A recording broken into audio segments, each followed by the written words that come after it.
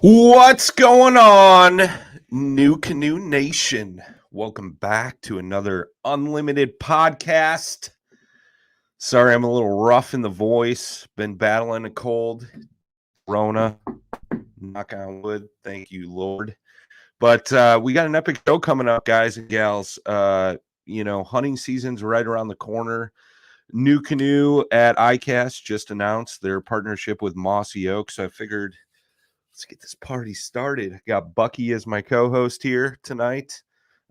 Figured we'd have a little hunting conversation, a little preseason scouting. So we got two of NuCanoe's best, one for waterfowl, one for deer. They both kind of cross over. So without further ado, let's get Parker McDonald and Mr. Brad Hurlebaus in here. Gentlemen, welcome to the show. Thanks a lot. Yeah, man. Excited to have you both on here. Brad, you haven't been on yet, so we talked about that. We'll have to do a full Brad podcast coming up here soon.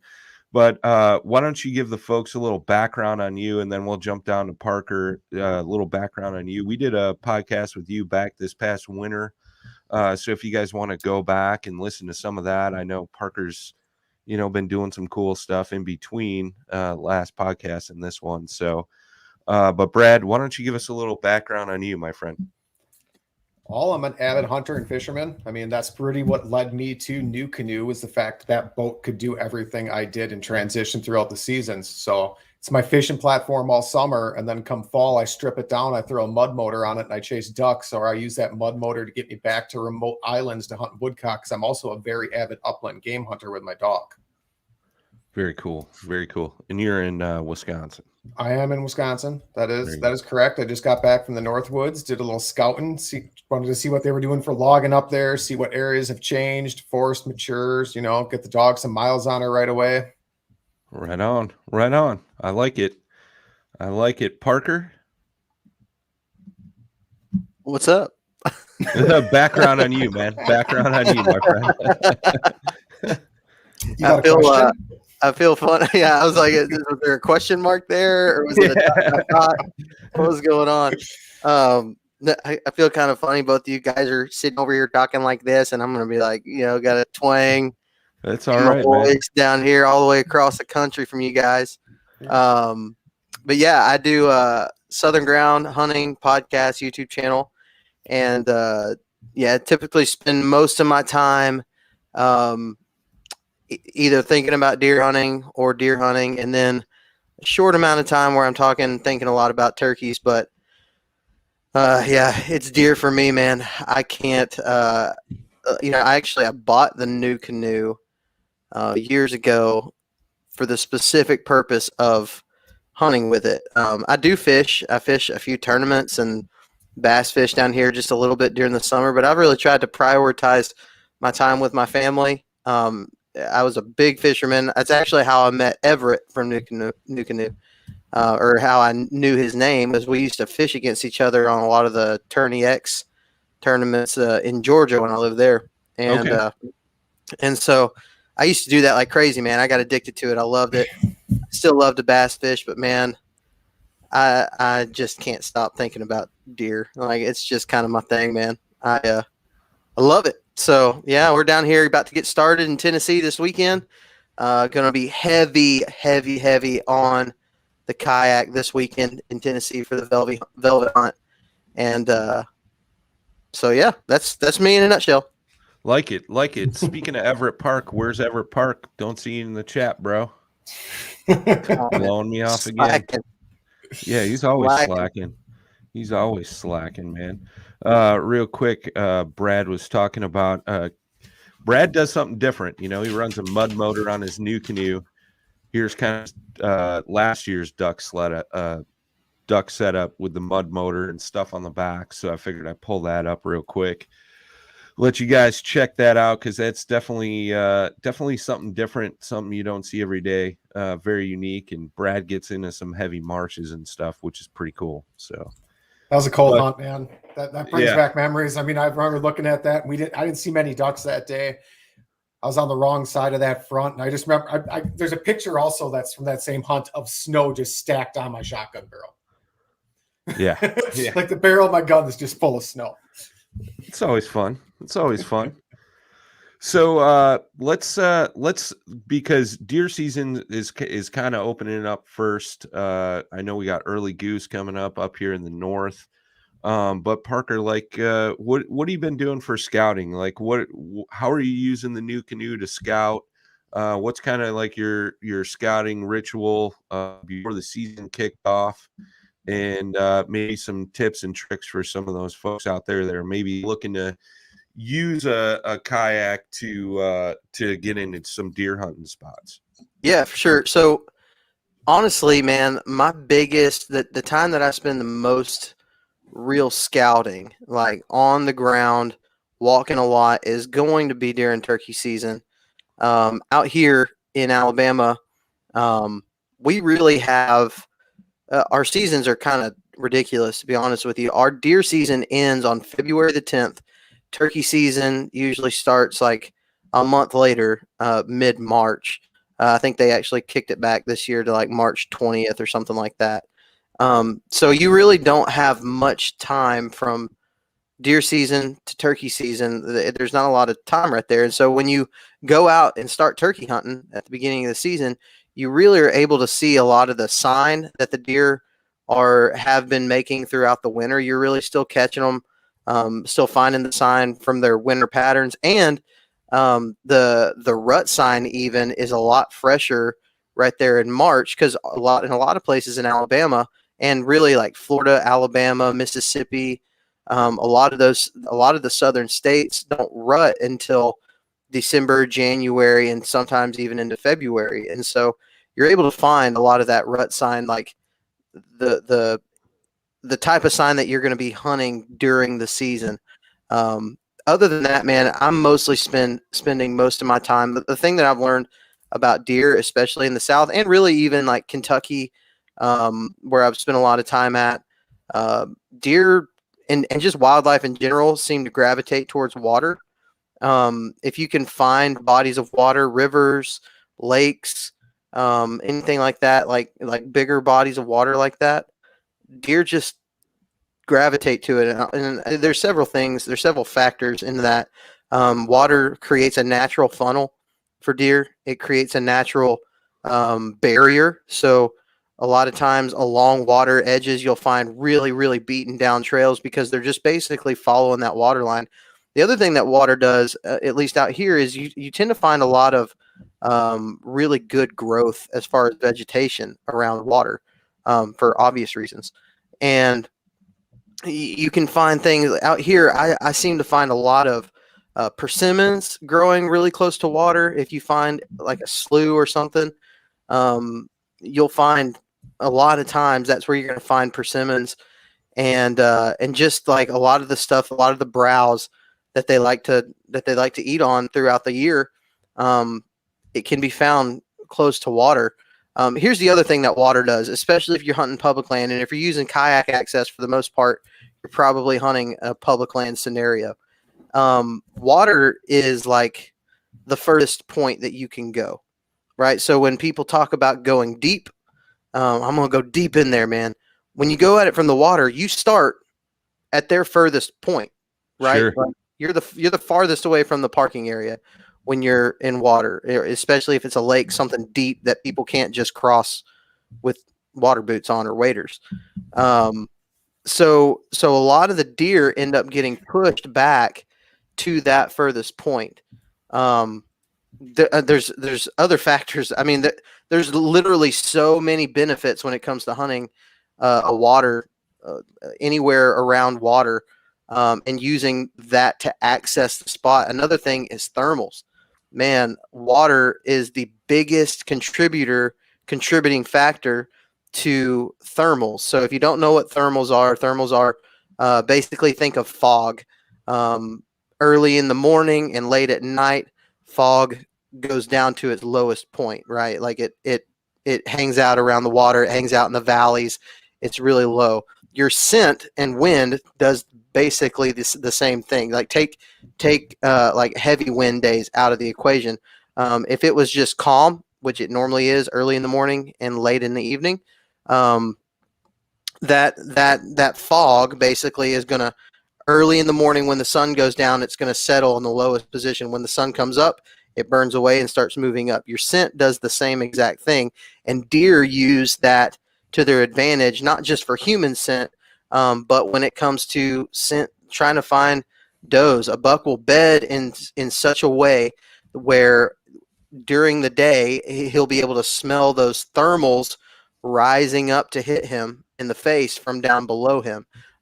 It factors in too with the way you access early in the morning. If it's 5 o'clock, 4:30 in the morning, and you're walking in down low, if you're walking in through a creek bottom, you have to expect that those deer are going to be a little bit higher up.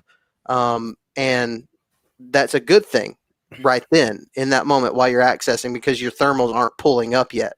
So you walk in low to where your thermals aren't affecting the deer. It's like a big puzzle piece, man. And I'm sure a lot of people are like, I don't know what the heck he just said.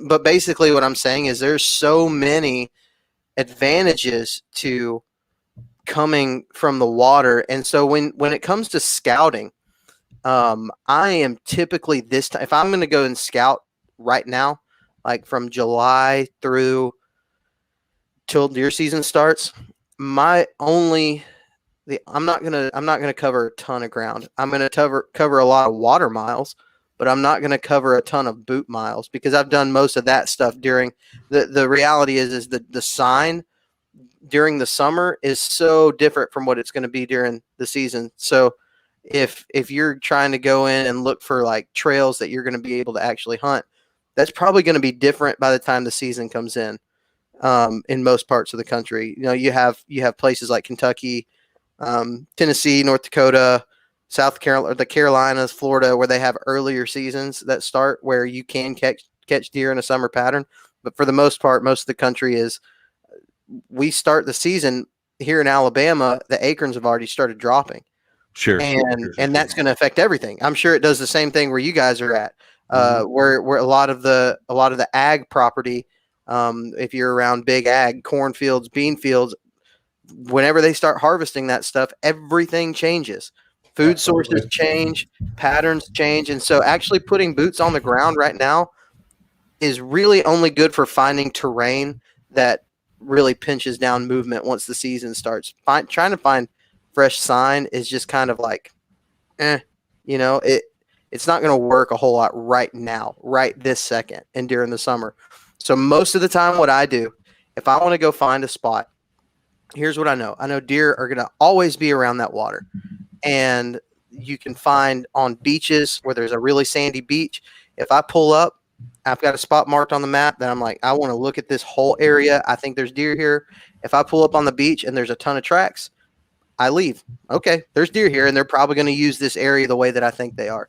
And then I'll start, once season comes in, I'll start really narrowing down what they're actually doing. But for right now, I just want to know, is there deer in that area? And you can usually tell that by looking at the beach. That was a really long way of answering your question. I'm sorry. No, there was a lot of great info in there for sure. A lot of stuff that I think, you touched on thermals, and I think that's something that a lot of people overlook. It's something that's being talked about more and more in the hunting world, which is great. But no, there was a ton of great info in there. So let's switch gears a little bit. Brad, Waterfowl, what are you doing? Preseason scouting, getting ready. I know you've been out on the river. You've been looking at a few different spots. So what have you been up to, man? It's miles on the truck right now, man. Like, I'm looking at different areas. I'm trying to find birds. I'm trying to pattern birds, which is a lot of miles on the truck, glassing marshes, getting a point where I want to start. And once I get a pattern on some birds, and I check the marshes, especially water levels this year, because we've been dry. We've been extremely dry. And if you're not putting miles on your boat truck, miles on the kayak, miles on your boat, whatever you have, if you wait till opening morning and say, hey, this is the spot where I've always slammed early teal, or like, this is my early goose spot in the marsh, there might be no water this year. I mean, it is low. It's the lowest I've seen it for a lot of areas. So it's a lot of miles on the truck right now, just trying to pattern birds. And then once I have an idea where the birds are, it's getting in there in the kayaks. And I utilize Onyx a lot for that because I make routes and drop waypoints. So that way there, when I'm coming in and it's dark, especially what the kayak allows you to do is you can just cut these narrow channels in the marsh that bigger boats can't get to, right? So you're able to weave yourself back to those little pockets, those little potholes that a big boat can't necessarily get to, which puts you into where the ducks or the geese want to be, because they don't want to be, a lot of times they want those little pockets of water because they feel more safe, more surrounded, more cover. But the big boats can't get there, so there's less pressure back there as well, which normally also is going to help you. But with all those little cuts and corners and everything, doing it in the dark looks completely different than in daylight. Like it looks like you feel like you've gone miles and you've gone 100 yards sometimes, like in the marsh. Been there, done that.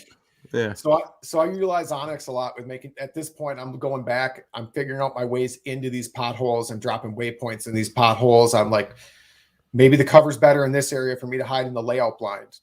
Maybe I don't want to hunt from the boat. Maybe I want to hunt from shore or like from the cattails. And like, this is a solid area, the cattails, where I could ditch the boat and just sit on a seat necessarily. I mean, I adapt how I hunt based on the marsh or the terrain or just available cover, because that's a huge thing with duck hunting. You can't cover yourself enough. Like you can't hide. The better you do your hide, the more successful you're going to be with ducks. Like, can you have a great hunt and just half dazedly stand in between some? Sure. Can you? But for me, I mean, I want them feet down in the decoys. Like if I'm not like getting birds to land and I'm pass shooting them, that I'm doing something wrong for me personally. I mean, that's not against anyone's hunt. I mean, if you want to pass shoot, that's awesome. Great. I love fooling birds. I love making them like, hey, them plastics decoys look real enough and the calling sounds good enough. I want to come party. I want to come check them out. I want to join them in the water, right? That's what I strive for. So I want a really good hide. So I'm back there like finding like, where's the water deep enough for the decoys? Where can I hide good? Where is the sun going to come up? Because I don't want the sun in my eyes yet. I want, like, if I can have the sun behind me or to quartering to me, so it helps also like make the birds look into it even better. So I look at the sun. The wind is obviously a huge thing, but if I can, the sun plays almost as much to me as the wind does, because I don't want to be staring into the sun. If it's a direct west wind, I might set up with them quartering. Okay. Because I don't want to be staring directly in the sun, nor do I want the sun completely illuminating my entire hide. Sure. So I got a question. I'm not a duck hunter, but I'm very interested in this. One day I know I'm going to duck hunt and I know I'm going to be ruined by it. But do you find that with the NuCanoe and using the kayak that it really helps you in the same way it helps me as a deer hunter be mobile? Does it help you, like, you can kind of on a whim change your whole setup if everything falls apart, the wind's different, the sun, it messes you up, or you see birds flying over one specific area, you're able to just kind of pack up shop a little bit easier and be a little more mobile? I am, because I carry less decoys in the kayak. Like if I'm going to take my big boat, I'm going to have a big spread with, which takes time to pick up.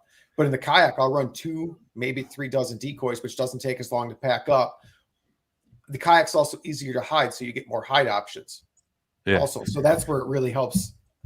The other advantage to the kayak over my big boat is you don't need a boat launch. So there's different areas you can access just from the ditch, the levee, the shore. I mean, whatever. I mean, you don't need a boat ramp anymore. So you can't cover as many miles, but you can be more mobile in the fact that you don't need a boat launch to have to cover those miles. Yeah. Yeah. Last fall, my first ever duck hunt out of a kayak with Brad, we set up in a spot. We had decoys spread out, and we noticed after the first few flocks came through, like they didn't want to land in our area. They wanted to land a little further over. So like 3 of us loaded up. We had 5 or 6 dozen decoys. Yep. I think loaded them up, moved in probably 20 minutes, half hour, got set back up, and then bam, blasted a few birds, throughout the day. You have to, and that was crazy that happened on your first hunt, but that just you really have to be willing to just pick them up and move. Like can you work birds? Can you call birds? Can you decoy birds? Sure. But if you can see where they want to be and you can get there fast enough to set back up so you don't have to work as hard, you got to just do it. You got to just take that 30 minutes or whatever it is, pull up everything and go, because it's just going to be easier, because now you're where they want to be. Now it's less calling. It's less trying to fool the birds. It's more just kind of coax them in, rather than like, you really want to be here. I'm not where you want to be. Yeah. Interesting stuff, man. Interesting stuff. So you both mentioned OnX. For Parker, we'll start with you. Like, for those people that don't know what OnX is, do you want to kind of explain it and then how you utilize it as far as hunting goes? Yeah, for sure. So, and I'm more of a mutt when it comes to mapping and everything like that. I use a mixture of Onyx, Google Maps, Hunt Stand, Spartan Forge is going to be a big player in that whole everything for me. They all offer these really cool aspects. I think Onyx, one of the things that it does really well is it maps out your public land and private land boundaries. And for a guy like me who travels a lot to hunt, I travel to a lot of different states to hunt. I've been able to, from my home, be able to pick out, okay, that spot looks good. That there's a WMA there, or there's a Corps of Engineers, or a National Forest, or refuge, or whatever it might be. I can find those from my house in advance. I don't have to just go and try to find somewhere or look up forums what's a good place to go and hunt. I can just do it all myself. And I think one of the biggest advantages that it's done for me is I've been able to map out using all of these different types of mapping softwares and apps. I've been able to map out like how far is this spot from what looks like the closest parking area, or how far is this whole WMA from a town. Man, there's nothing more valuable to me than finding a hidden away piece of public ground that is far away from a populated area. I have one spot here in Alabama that I go to every year, and it's literally right across the water from a big, huge, like metro type area, a large area. But to drive there, you would have to go from that to drive to this spot.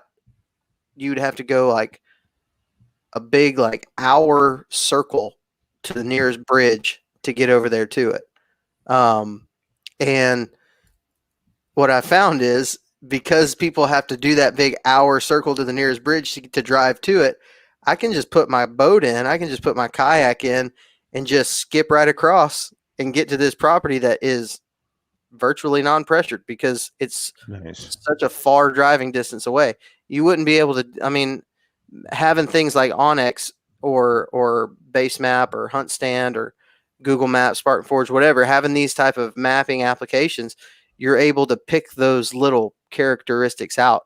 The other thing that it does, I mean, you have topography, you have topo lines where you can, from your home, find spots that you feel like you want to concentrate on, terrain features and stuff like that. Now, and this is where I grow frustrated with Onyx specifically, is because in much of the South, they've switched to a summertime imagery. So everything's just big green blob. I mean, you can't see any vegetation transitions. Most of the time, most of their maps are pretty old out here. They actually downgraded and went to older maps than they had 2 years ago. Why, I have no idea. But that part is that's why I have to use other applications like Google Maps, Google Earth, or Hunt Stand, because their imagery is better. You can do wintertime imagery and find the transition lines, pine edges, clear cuts, hardwoods, thickets. You can see all that stuff from maps, which is great, but you can't from Onyx anymore, at least where I live. And I know I've met people from like Missouri and places like that where there is actually wintertime imagery, but it's kind of a frustration that I have here that I can't see that stuff anymore on Onyx specifically. So I have to use Hunt Stand, Google Earth, and all those other applications. But there's so many different ways, different advantages to using those mapping type apps. Finding the waterways, finding the boat ramps. Most of them are marked. Every once in a while, if you just kind of scan a swamp or scan a river or lake, you'll find a launch point that's not necessarily a marked boat ramp, which is freaking money most of the time because you'll be the only one there. A lot of the time, if it's not marked on your map, it's probably not marked off the highway or somewhere else like that. So you're just able to find all these different advantages with that kind of stuff, and you can do it. Spend 10 minutes a night, before you go to bed, looking at Onyx, trying to scout your way. If you've got plans to run up to Ohio, spend 10 minutes on your phone each night, just looking at Onyx and or Google Earth or whatever, and trying to find these different features. It's great. Right on. Yeah, I do the same thing, dude, for deer hunting. Like, I'll just stare at maps at night, kind of put a game plan together, like, look for funnel points and things like that. But Brad, how about you, man, for the waterfowl side of things? I mean, I use Onyx a lot throughout all my different hunting. I use it a tremendous amount in the North Woods for grouse and woodcock, not necessarily for kayak, but I mean, Onyx is a key part for what I use for public lands, because you can draw boundaries in it as well. So I can look at like old logging maps to see different year cuts that I want to explore. I can map all that out on there on my computer. It automatically goes to my phone. You can download maps on it, but like as Parker said, measuring distance is huge. Yeah. Because like when I'm doing waterfowl, marshes are huge. I mean, some of the marshes by me are really big, or rivers. I mean, if I'm going to hunt a river, I could look at a launch point and be like, oh, I can make that pothole. But once I like map it all out and scale it, basically it's like, and you're like 8 miles. Yeah. Maybe I'm not. not paddling 5 miles each way. I mean, that's just not a good idea. I mean, I have to, even with my mud motor, I mean, with a full load of decoys, the blind, all my gear, I do about 4.5 miles an hour, which is way faster than paddling. Right. I mean, and that's through grass, mud, like as long as the boat floats, I mean, grass, weeds, pads, mud, doesn't matter. It's 4.5 miles an hour. So a couple inches of water is all I need, but I don't want to have an hour-long run in the morning if I can avoid it. If I can find like a better launch point, if I can find a different way to access it, I absolutely will. And Onyx shows me that. And as part, like Google Earth is huge too, especially because you can go back to different years on the maps as well. So like what you were saying, like it might be a summertime map. Well, scroll back a little bit, find it in winter. I mean, yeah, water levels change, but a lot of things stay the same. Yeah, I know that's huge on the fishing side too, man. I've done that before, like scroll back when lakes are at all-time lows and go and mark, brush piles and, rock piles and things like that. Sorry, guys. I'm trying to get through it. It's cold, man. But yeah, no, I think the combination, all the three, man, just to kind of map it out and kind of see the differences and all that good stuff. I mean, it could lead you to success at the end of the day for sure. So it's good. I mean, you got to utilize all the tools that you have at your right. I mean, you don't have to pay for like for waterfowl. There's other tools out there that are free, and you don't have to pay for Onyx. I pay for that because I use it a lot for upland hunting. Sure. But I mean, as long as you have a good app like that can show you, like you can make routes on, like you can even use just a regular GPS. As long as you can save routes and drop waypoints, that's what you really need for like waterfowl hunting, so you can navigate in the dark. I mean, can you do it by headlights and spotlights and lights on your car? Yeah, you can. But when you're trying to zigzag through all these cuts and you make a right turn, you miss your left turn through that channel, you try to go through another one, and all of a sudden it's completely jammed up with cattail beds and you can't get through. Well, now you're backtracking. Now you've lost time. Now there's a chance someone might beat you to that area, because I mean, there is a lot of pressure in waterfowl hunting. You're not alone. I mean, you got to get out there. You got to get there first. You got to basically stake your claim, so to speak. So that's where those routes really pay off for me. And I use a little phone holder. I keep it right in front of me, so that way when I'm cruising along, I can see where I'm going. I'm not trying to hold it in my hand or anything like that. That's a huge advantage. And it's got to be more than a waypoint, because if you don't know how to navigate to get there, I mean, you could be looking at a waypoint, you can't get there by going in a straight line, not in a marsh. Yeah, I mean, my buddy Jay Randall, I'll harp on him for a minute here, but sometimes he likes to not shoot as straight as one should, and that tracking app on Onyx has saved him more than once, which is kind of cool too. So if you got a buddy like that, definitely check into that. Might be worth its weight in gold. I'll tell you another application I've used Onyx for is I don't know if it's the same way up there where you guys are at, but where I'm at down here, a lot of times you get really foggy mornings early in the morning when you're going in at 3:00 in the morning trying to get into your spot. Yeah. The water is the foggiest place ever, Yeah. and you can't see anything. I mean, you can have headlights, you can have a headlamp on, you can have the brightest lights, and it's just going to look like it's shining on a bright, big white wall right in front of you. And so I'll actually pull up Onyx and use that directional, like where you can kind of move your phone one direction or the other, zoom in on me, and just basically just ride just like this. Because I have a 2.5 horsepower Yamaha that I put on the back of mine during deer season, and I'll just ride looking at it, just hoping it doesn't freeze up. And hopefully there's no stump field over here. That saved me so many times, man. Because it's hard. It is tough. There's times where I just literally turn all my lights off, just go by moonlight because all that fog, man. But Onyx will save you in those type of situations. That's for sure. That is for sure. Or when you're like deep in the thick woods, man, and you get turned around and trying to find your way out. Like that happened to me when I was with Jay. Like somehow it was up in Wisconsin on a piece of public land, and it was like I went down in this ravine and I got mixed up and somehow ended up on the other side of this huge point that came out, and I was lost. I didn't know where I was, and I pulled it out and found my way back, which was good. Yeah. If not, I might be doing this podcast from the middle of the woods right now. Yeah, that's probably the most underrated use of it. I mean, it's the stuff that's just like one of those givens, that you that's just given. Yeah. The reason I know how to walk through the woods is because I have that in my pocket, right in front of me.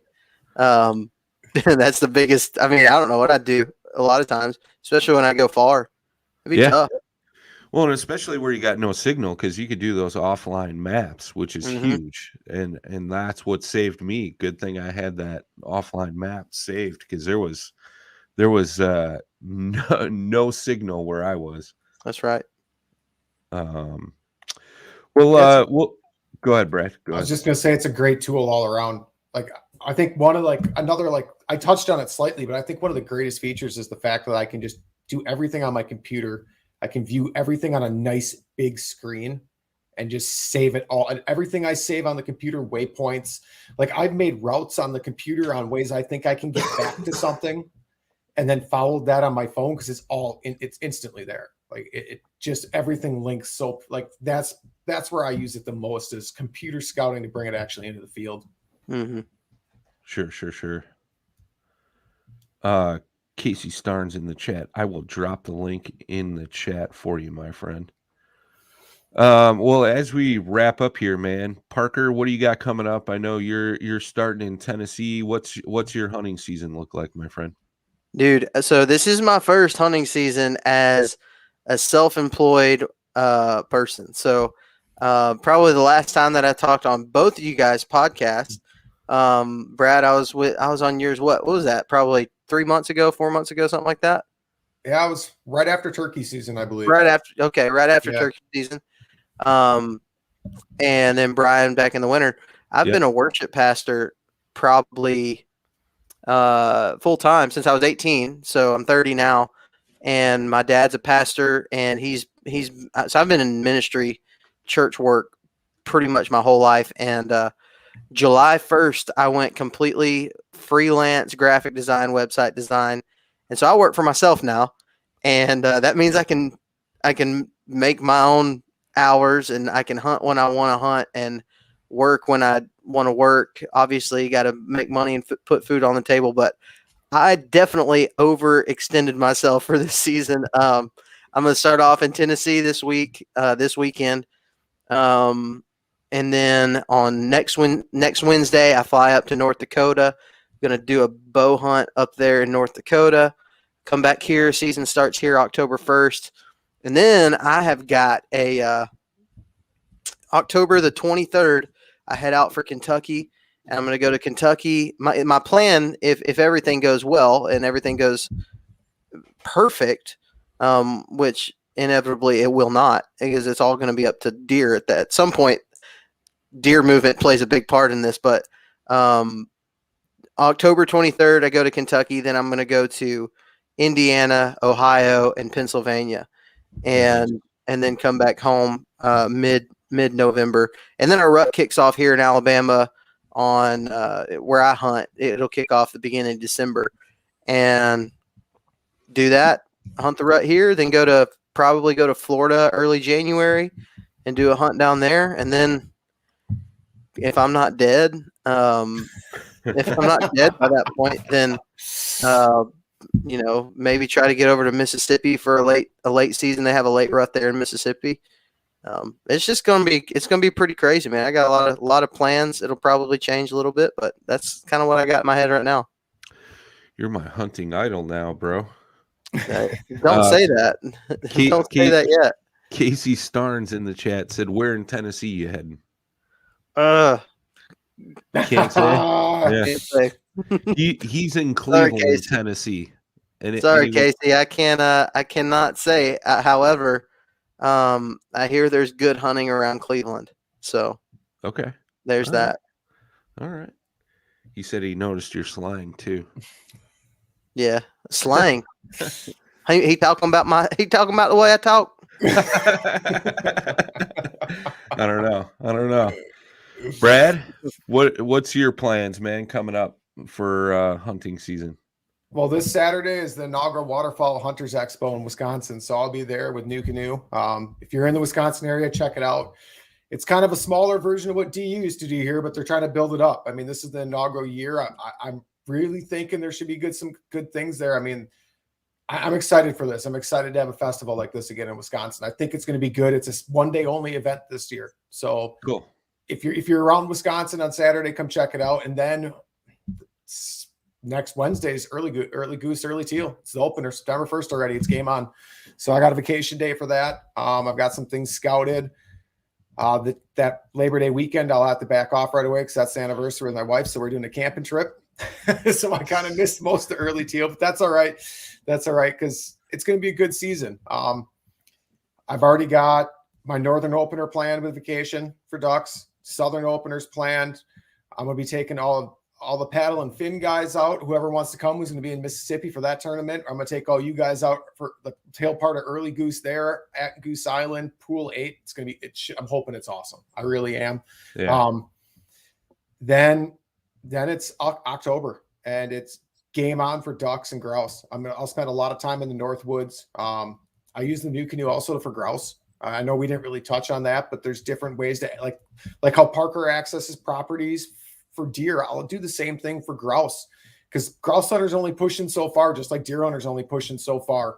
And grouse will fly over water, but a lot of times they'll land before the water. The grouse like to walk. They don't fly unless you push them to fly. So you can use that water edge just like you would with deer. So I'll use my NuCanoe for that to hunt different grouse properties. We just keep piling on. Grouse camp comes on. Then deer season. And then you got deer that starts in November. Grouse camp is a thing. Oh, yeah.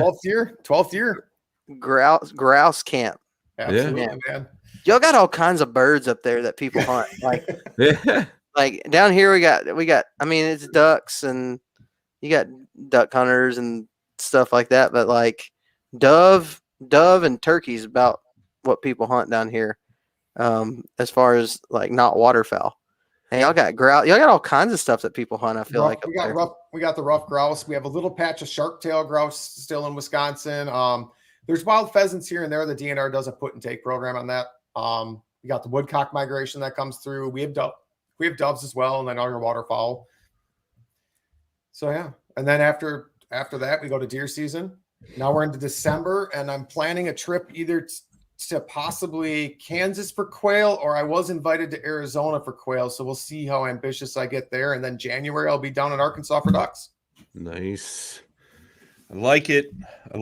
Where can people follow you, Brad, on Instagram and Facebook? Facebook is Brad Hurlebaus Outdoors, just the way it's spelled. Instagram, that's a good question. I can never remember what it is. It's WI_fishing_hunting. Okay.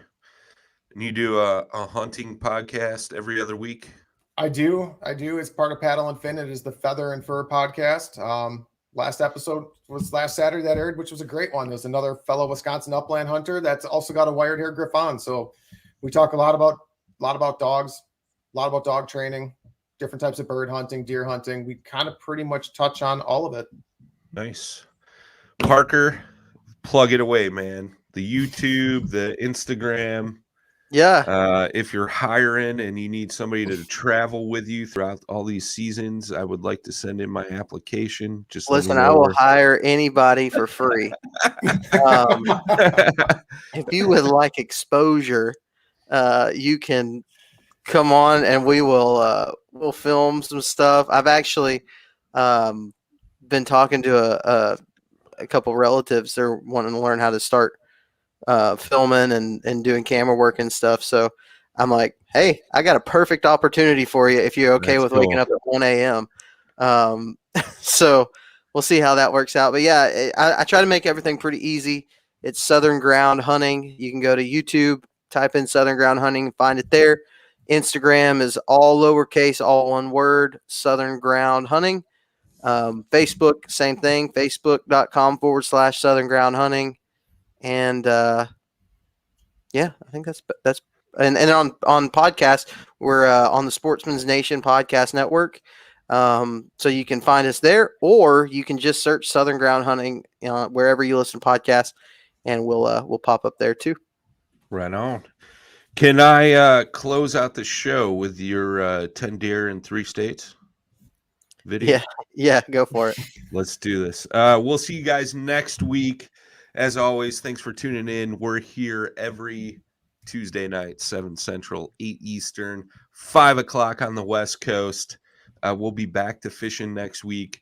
And as we roll into fall, we'll have some more of these more hunting conversations and things like that. We will see you guys on the next one. Thank you.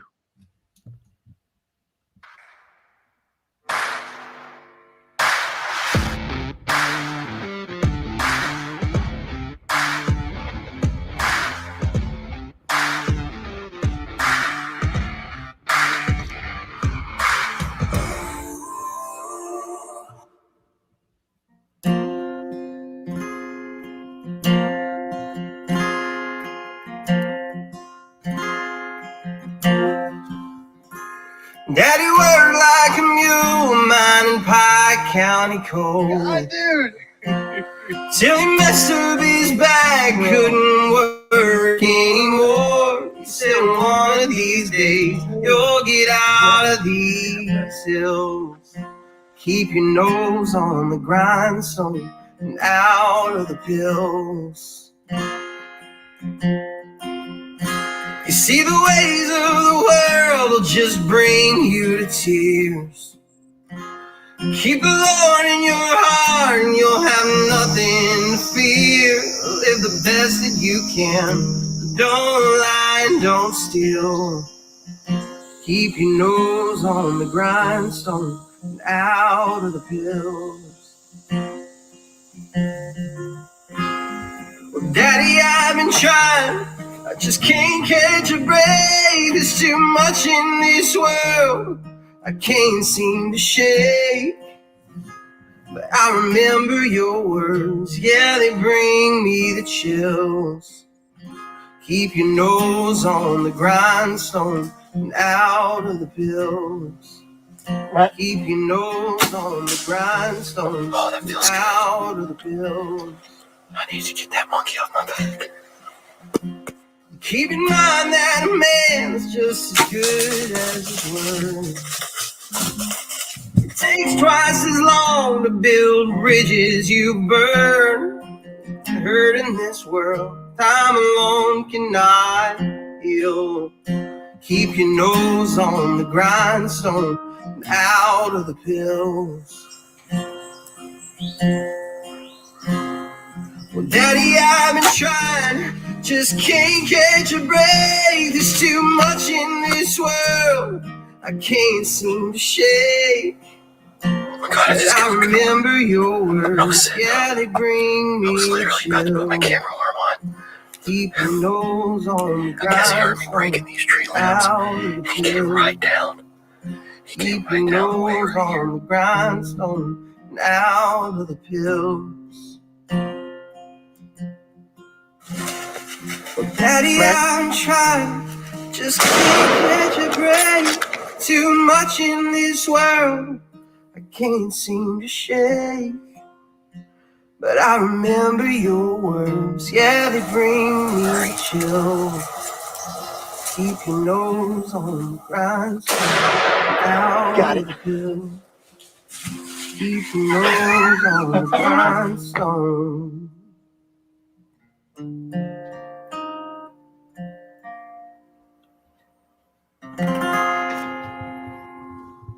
Night, y'all. We'll see you next week.